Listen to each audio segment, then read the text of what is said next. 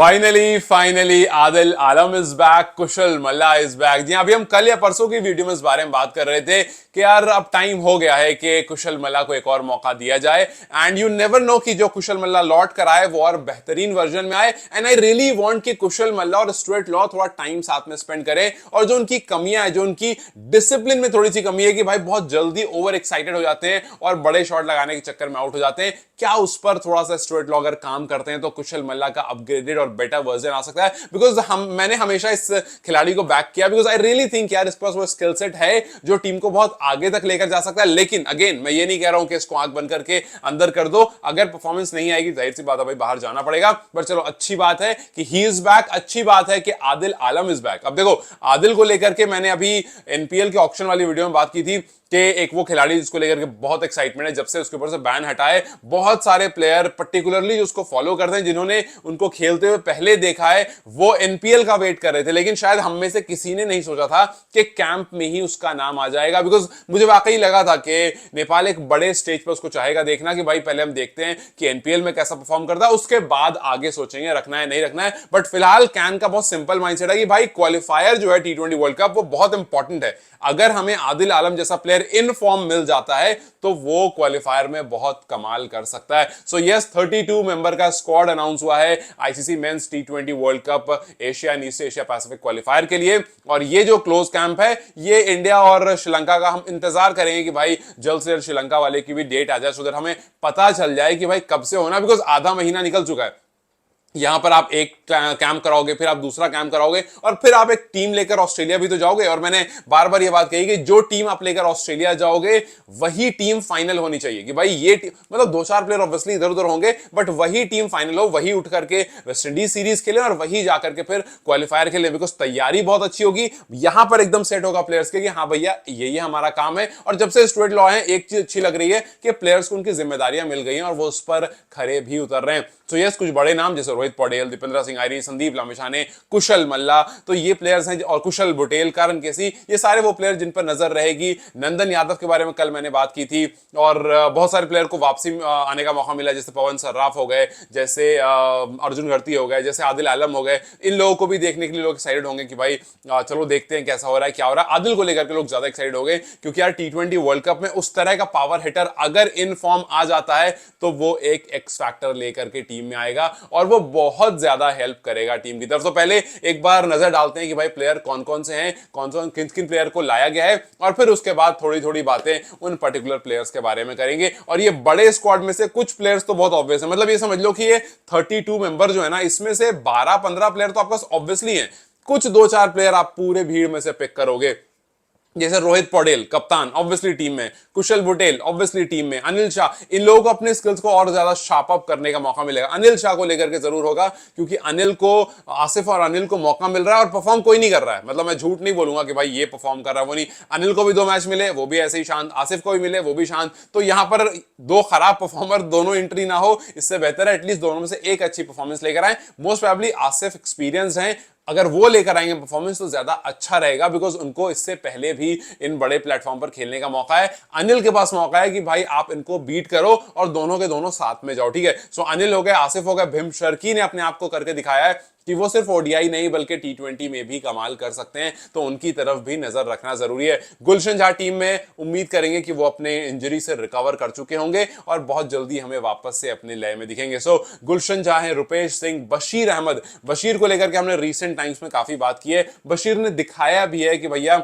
वो आपको middle order में आकर के, लोअर मिडिल ऑर्डर में आकर काफी कमाल कर सकता है। जरूरत पड़ने पर गेंदबाजी, वैसे जरूरत पड़ने पर तो पूरा नेपाल गेंदबाजी कर सकता है तो ठीक है, लेकिन हाँ बशीर जो है वो गेंदबाजी भी कर सकते हैं, आपको वहां पर भी वो काफी अच्छी हेल्प कर सकते हैं। सो बहुत क्रूशियल प्लेयर है। शहाब आलम यहां पर है। शहाब आलम को हमने देखा है कि लगातार परफॉर्मेंस दे, जहां जहां डोमेस्टिक खेला लगातार परफॉर्मेंस दिया। एक तरफ ललित परफॉर्म करते हैं, एक तरफ ये परफॉर्म करते हैं। सो स्पिनर्स की अच्छी बात क्या है ना कि वो अच्छे कंपटीशन में रहते हैं और उसमें से बेस्ट जो होता है वो पिक होता है। अब शहाब को यहां पर पता है कि यार संदीप लामिछाने हैं, ललित राजवंशी हैं, इन सबको बीट करके, सागर धकल है, इन सबको बीट करके मुझे ऊपर चढ़ना है। सो ये वाला कॉम्पिटिशन बहुत जरूरी है। आपके सामने T20 वर्ल्ड कप है और आपका नाम सामने आया है और इसमें आपके कॉम्पिटिटर्स बहुत सारे, जैसे युवराज खत्री का नाम है। हालांकि युवराज खत्री को शायद खेलने का मौका ना मिले बट अच्छी बात यह है कि ये टीम के साथ टोर करेंगे और ये बहुत अच्छी बात होगी अगर ये टीम के साथ टूर करेंगे, बिकॉज आप ये बात साफ दिख रही है कि युवराज को नेपाल जो है वो बैक कर रहा है और लंबा लेकर जाने का सोच रहा है, इस वजह से वो टीम के साथ रख रहा है। हो सकता है कि मौका ना मिले, हो सकता है कि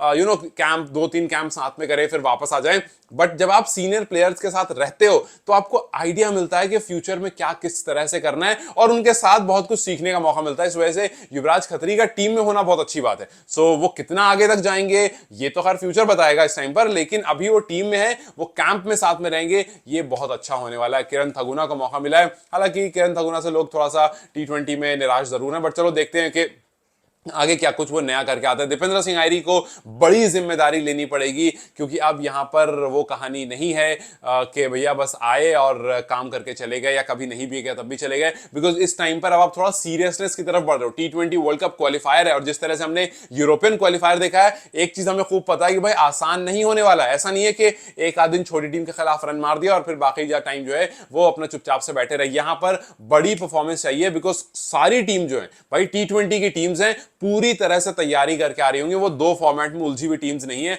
बहुत सारी टीम ऐसी है जो सिर्फ T20 खेलती हैं और उनको पता है कि भाई हमें इसी फॉर्मेट में बवाल करना है, तो वो अच्छे से तैयार होकर आ रही हैं। यहां पर भी वैसी तैयारी आपको दिखानी पड़ेगी। दीपेंद्र सिंह आयरी के बाद कुशल मल्ला का नाम है, आरिफ शेख का नाम है। कुशल मल्ला के बारे में मैंने बता ही दिया कि यार जिस तरह से उनकी खराब परफॉर्मेंस की वजह से उनको बाहर किया गया था और लगातार खराब परफॉर्मेंस की वजह से बाहर किया गया था। बहुत लोग इस बारे में बात करते हैं और मैं हमेशा इस बारे में बात करता हूं कि यार स्किल्स है, हमने NPL में भी देखा था, एक अलग टैलेंट है, टीम को लेकर के काफी अच्छे से चलता है। प्रॉब्लम सारी है कि एक तो डिसिप्लिन की थोड़ी सी कमी है एज अ क्रिकेटर, और दूसरा कि यार बहुत जल्दी भावुक हो जाते हैं, बहुत जल्दी ओवर एक्साइटेड हो जाते हैं।